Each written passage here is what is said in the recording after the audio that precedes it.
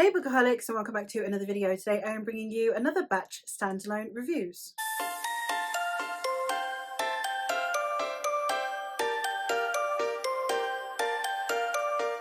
The batch standalone reviews are where I discuss some books that are standalones that are within the SFF genres and that are usually in either a similar subgenre or have a similar theme in some way, shape or form. This is basically because I never used to do standalone reviews, and therefore every time I mentioned a standalone I felt compelled to give it a mini review, because otherwise I have to go find the wrap up and it gets a lot more complicated. So now instead I'd rather have a point of reference for my thoughts on some of these books, so that's exactly what I'm doing. I am making standalone reviews. For now, as I said, they are literally just by vibe or by theme or by subgenre until the time comes where I am finally completely caught up with my standalones, and lo and behold I might be able to actually just review 5 random ones. That's the hope. But for now, let's get into this one, which is my Shakespeare Retellings. The very first one that I have is not technically a Shakespeare retelling, and it is kind of only loosely speculative, but I did want to mention it for the Shakespeare fans, as it does still feel like an ode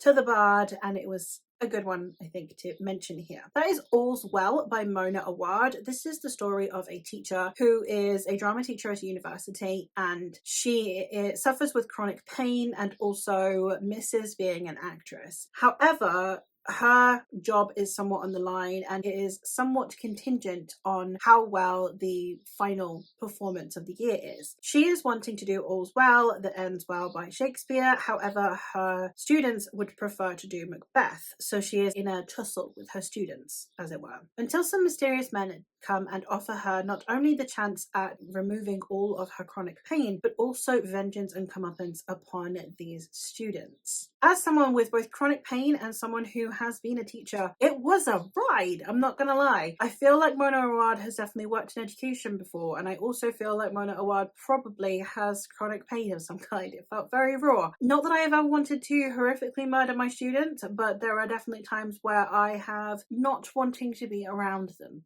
We'll leave it at that. So I understood where this character was coming from. It was very relatable. I enjoyed this character immensely. So as much as it was a very strange book to be reading, the storylines were odd to say the least, it was an exciting time, and I did very much enjoy this story. It's a interesting writing style because it doesn't have your typical expectations of an unusual writing style. It's not overly flowery. There's just this subtle underlying tone, underlying insight into the character's brain that you know is going to be revealed throughout the story. This one does have horror and thriller elements, so obviously do check content warnings for anyone who needs them. But I really enjoyed this story, and I thought it was worthy of a mention within my Shakespeare standalones. Now, actually getting into some retellings. I'm going to start with the one that I liked the least, which is my 3-star, and that is sadly Lady Macbeth by Ava Reid. As someone who is a big fan of Ava Reid, I was very disappointed by this book. Now, that is mostly due to my own expectations. One of the things that I am a little tiny bit tired of when it sometimes comes to retelling women especially, is that we will take someone who is somewhat villainous, and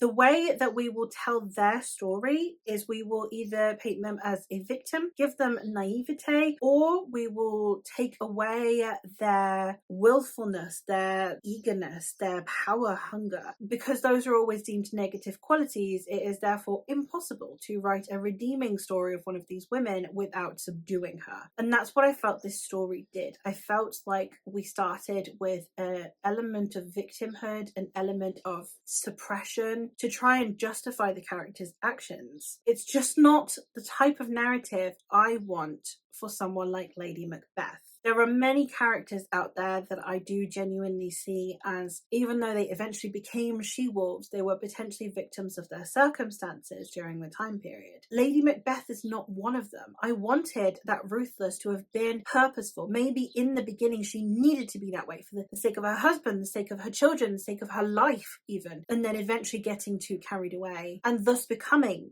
the character that we later see. I didn't get that, and it was an expectations thing, it was a desire thing, it was something that I wanted from this story that I genuinely thought Ava Reid could deliver. So it was mostly on me for going in with expectations that were not met, but I didn't really see an awful lot of the Shakespearean Lady Macbeth represented in our protagonist in this story. Sadly, The Death I Gave Him by M.X. Liu. This is a sci-fi story, and it is basically a locked door murder mystery as well. In this story, we do have a Hamlet retelling that is on the basis that we have a young man who is to inherit his father's company. So it's a war over a company instead of a kingdom. It's this big, massive tech company that was looking into, if not immortality, reviving someone from death. And we are following it as basically the plot of Hamlet unfold. We have an Ophelia who has autonomy, a lot more agency. She was much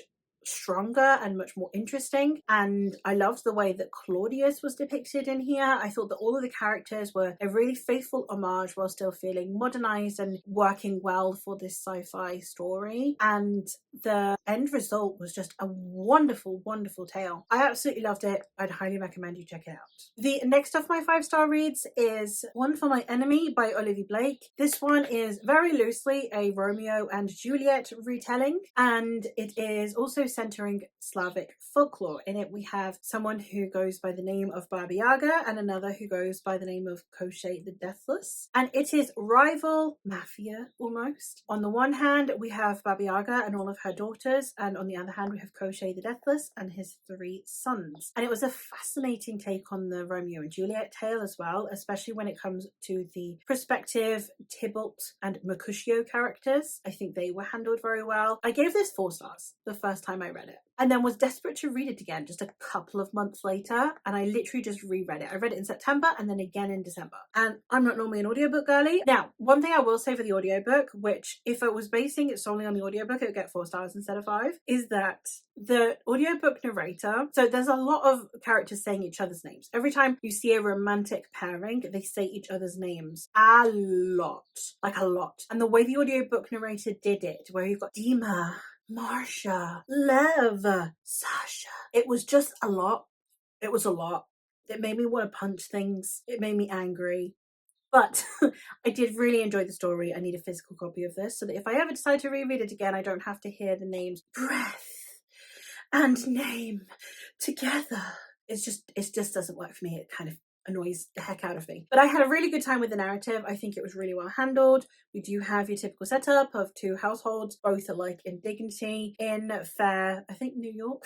And yeah, the rivalry between the 2 was really well handled. The characterization was fantastic. I did really appreciate the way that was executed. So yeah, great Romeo and Juliet retelling. I don't say that very freely or very often, so would highly recommend you check it out. And the last one that I have, the last of the 3 5-stars that I have, is The Raven Tower by Anne Leckie. This one is another Hamlet retelling. I love Hamlet, I'm not gonna lie. It's one of my favorites to retell. As much as I really like the original Shakespeare one, it's one of my favorites when it comes to retelling. Like, it's just such an easy story to adapt, you know? And in this one, we have an epic fantasy one, which was basically we have a kingdom that is protected by a god, and basically the king becomes a vassal for that god. So while our prince is out on a mission for his kingdom, his father mysteriously dies and his uncle takes on the mantle of becoming the vassal. We are, yes, watching literally the plot of Hamlet unfold, but most interestingly, we are following it from the perspective of the bodyguard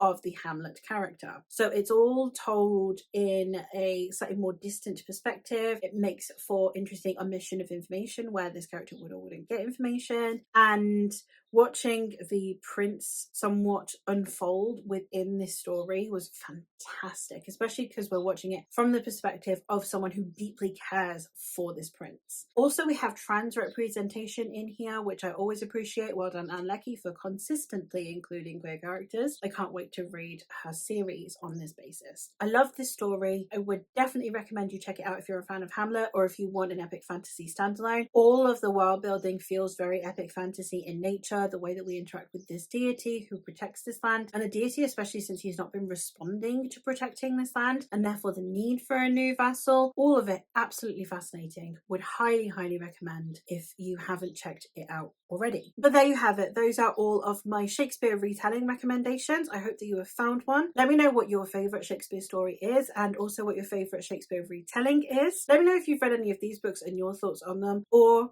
again, if based on my liking of any of these books you have any further recommendations for me, do leave them in the comments down below. That is all from me for today, so thank you ever so much for watching, and I'll hopefully catch you in another one soon. Bye!